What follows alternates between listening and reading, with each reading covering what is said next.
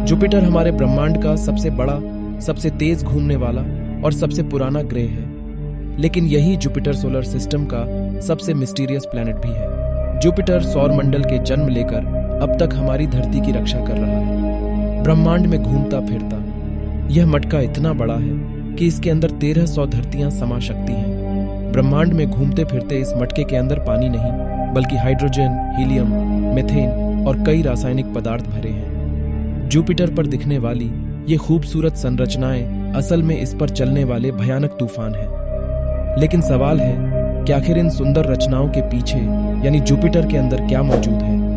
कैसी है बृहस्पति के अंदर की दुनिया? वैज्ञानिकों ने गैलीलियो और जूनो स्पेस प्रोब को जुपिटर पर भेजा, पर इसके अंदर के एक्सट्रीम प्रेशर और टेम्परेचर में ये स्पेस प्रोब्स ज्यादा देर सर्वाइव नहीं कर पाए। लेकिन आज मैं सबको लेकर चलूंगा बृहस्पति के अंदर। तो दोस्तों, ये है हमारी स्पेसशिप और चलिए चलते हैं बृहस्पति के अंदर। दोस्तों, इससे पहले कि हम जुपिटर के अंदर जाएं, मैं आपको पहले ही बता देता हूं कि जुपिटर के अंदर काफी ज्यादा हाई टेम्परेचर है। इसलिए हम अपने स्पेसशिप के हाईटेक एयर कंडीशनर को ऑन कर लेते हैं। और जुपिटर पे ऑक्सीजन बिल्कुल भी नहीं है, इसलिए हम अपने ऑक्सीजन सिलेंडर को भी अपने साथ ले आए हैं। आगे बढ़ने से पहले एक बात बता दूं कि जुपिटर पर एक भयानक ग्रेट रेड स्पॉट भी मौजूद है और हमें इस ग्रेट रेड स्पॉट के अंदर बिल्कुल भी नहीं जाना है। यह रेड स्पॉट एक भयानक तूफान है जो पिछले 300 सालों से जुपिटर पर चल रहा है और इसमें हमारी पूरी धरती समा सकती है। ये भयानक तूफान जुपिटर के 500 किलोमीटर अंदर की गहराई तक चलता रहता है। अगर हम इसके अंदर गए तो हम हमेशा के लिए इसी में चक्कर काटते रह जाएंगे। तो बढ़िया यही होगा कि हम डायरेक्ट जुपिटर के अंदर लैंड करें। फ्रेंड्स, जुपिटर पूरा गैस से बना एक प्लैनेट है, लेकिन क्या हम इस गैस के गोले के आर पार जा पाएंगे? चलिए देखते हैं। फिलहाल आपको लग रहा है कि हम बृहस्पति ग्रह के अंदर जा रहे हैं, लेकिन असल में बृहस्पति खुद हमें खींच रहा है और लगातार हमारी स्पीड बढ़ती ही जा रही है। हमें इंजन ऑफ कर देना चाहिए। बृहस्पति हमें लगातार 110,000 मील प्रति घंटे की रफ्तार से अपने आक्रोश में लेता जा रहा है। दोस्तों, हम जुपिटर के अंदर उसकी पहली लेयर से गुजर रहे हैं और हम यहाँ पर सफेद अमोनिया के बादलों के अंदर से जा रहे हैं। भले ही हम इस गैस से गुजर रहे हैं, लेकिन इतनी स्पीड में इस गैस से गुजरना दीवार से टकराने जैसा ही है। इस समय यहाँ पर प्रेशर पृथ्वी पर मौजूद एटमॉस्फेरिक प्रेशर से आधा है, लेकिन जैसे जैसे हम आगे बढ़ रहे हैं वैसे वैसे ये प्रेशर भी साथ में बढ़ता जा रहा है। अगर इस समय आपको बाहर छोड़ दिया जाए तो यहाँ मौजूद अमोनिया की वजह से आपकी आंख, नाक और गला काफी तेज चलना स्टार्ट हो जाएगा और आप अंधे भी हो सकते हैं। जुपिटर की ग्रेविटी इतनी ज्यादा है कि फिलहाल हमारे गिरने की स्पीड पृथ्वी पर गिरने की स्पीड से लगभग 2.5 गुना ज्यादा तेज है। दोस्तों, इस समय हमें यहाँ सूरज की लाइट विजिबल होगी, लेकिन यहाँ -150 डिग्री की एक्सट्रीम ठंड में हमारी हालत खराब हो जाएगी। और देखिए, न बातों बातों में हम इस अमोनिया क्लाउड को पार करते हुए नीचे आ चुके हैं। इस वक्त यहाँ से सूरज थोड़ा बहुत दिखाई दे सकता है, लेकिन यहाँ के बादल इसे ढक लेते हैं। आगे चलते हुए हमें ब्राउन अमोनियम सल्फाइड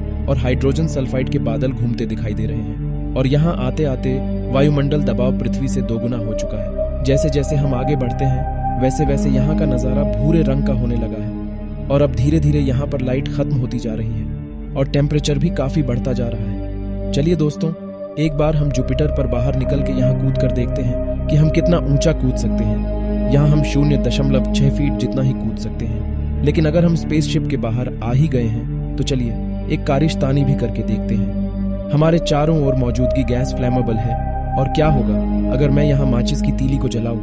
क्या जुपिटर उड़ जाएगा? अरे ये तीली जल क्यों नहीं रही? ओ याद आया फ्रेंड्स, जुपिटर के अंदर बिल्कुल भी ऑक्सीजन नहीं है और इस वजह से यहाँ माचिस की तीली नहीं जल सकती, इसलिए हम जुपिटर का कुछ नहीं उखाड़ सकते।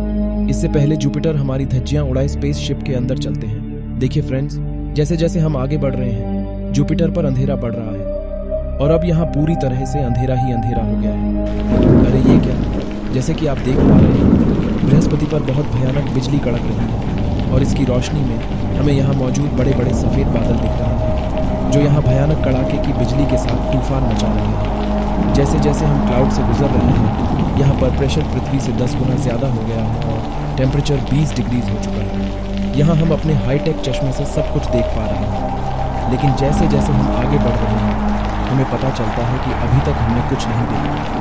अभी तक तो हम आराम से हैं, लेकिन हमारी असली धज्जियाँ अब उड़ने वाली हैं। दोस्तों, हम इस वाटर आइस क्लाउड को पार कर चुके हैं और काफ़ी ज़्यादा प्रेशर बढ़ चुका है। और यहाँ पर अब टेम्परेचर 200 डिग्री सेलेसियस हो चुका है। आगे बढ़ते हुए हम देख पा रहे हैं कि जुपिटर का एटमॉस्फेयर धीरे धीरे थिक होता जा रहा है। लेकिन अचानक से हमारी स्पीड कम क्यों हो गई है? हमें कौन रोक रहा है? अरे ये क्या, हम बीच में रुक कैसे गए?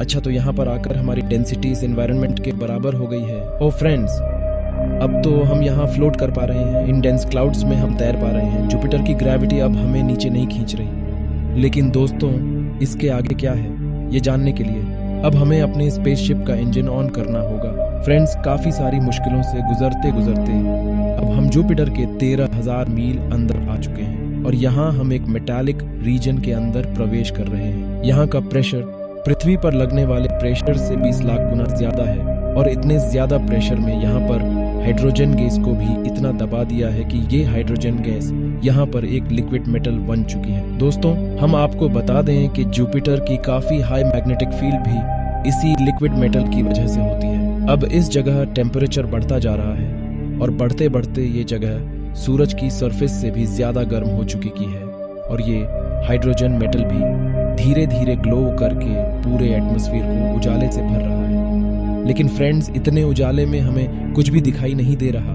क्योंकि यहाँ हर जगह उजाला ही उजाला है, जिस वजह से हम कुछ नहीं देख पाएंगे। फ्रेंड्स, अब हम जुपिटर के काफी अंदर आ चुके हैं। हो सकता है कि अब हमें इसकी कोई सॉलिड सरफेस मिल जाए। काफी देर तक इस खाई में डूबते डूबते अब हम फाइनली जुपिटर की सॉलिड सरफेस पर पहुंच चुके हैं। फाइनली दोस्तों, हम वहां पहुंच चुके हैं जहां आज तक कोई नहीं जा पाया। ये वो जगह है जो हमारी पृथ्वी से 10 गुना ज्यादा मैसिव है और ये बृहस्पति की कोर है जो कि रॉक और एक्सोटिक आइस से बनी है और इस समय आपको अपने ऊपर 2.5 करोड़ वायुमंडलीय दबाव महसूस होगा और यहाँ पर इस समय 36,000 डिग्री सेल्सियस का तापमान है। तो फ्रेंड्स, इससे आगे हम नहीं जा सकते और ना ही हमारी हिम्मत है। लेकिन जुपिटर की इस जर्नी के बाद अब हम मिलते हैं ब्रह्मांड के एक अद्भुत सफर पर। तब तक के लिए जय हिंद।